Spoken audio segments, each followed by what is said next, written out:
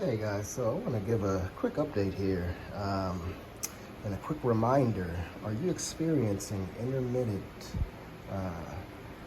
misfires, rough idle, anything like that?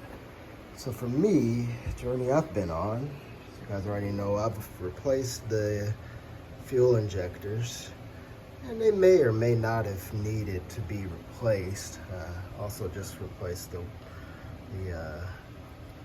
thermostat here, which was a pain. But the one thing to keep in mind: clean your intake valves. Make sure you know what you're doing though.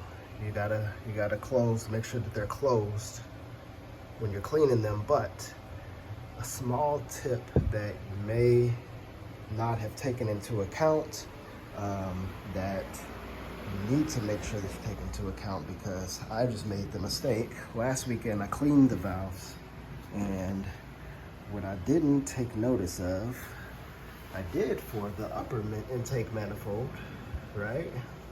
Replace the gaskets here, and I want to show you, if you can see how high those sit up when they're newer. I didn't though replace the lower intake manifold gaskets. And you can see probably a mechanic or something in the past actually put the caulking, or whatever you want to call it, sealant kind of agent, how it's dried up there. But you see how flush those are down in there, how they're recessed down in there, because they compress over time. Like I said, this is about how they should look to get a full seal.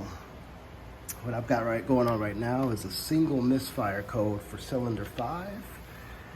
I didn't really take it into account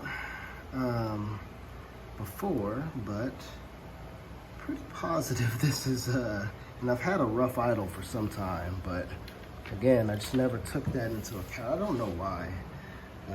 But at any rate, I didn't. So now I'm cleaning this. See how that surface is. This is what seats to the upper intake manifold gaskets there. See how that's pretty flush. Getting that clean. Just use a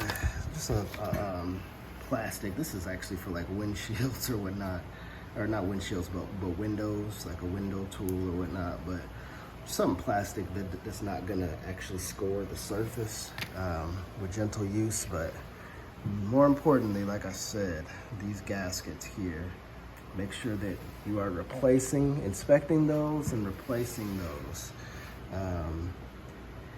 when you do your cleaning and whatnot, and when you see that they are recessed down in there pretty well. Again, look at that. These actually sit up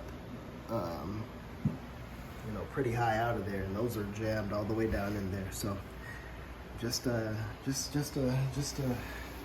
word of advice from your friendly Audi owner. And good luck to you. Let me know if you need any input. I can give any insight. I'm almost at 240,000 right now. Literally one code, just for cylinder 5, and then the hide cylinder because it was shutting it down. But this ought to do the trick here. All right, happy motoring.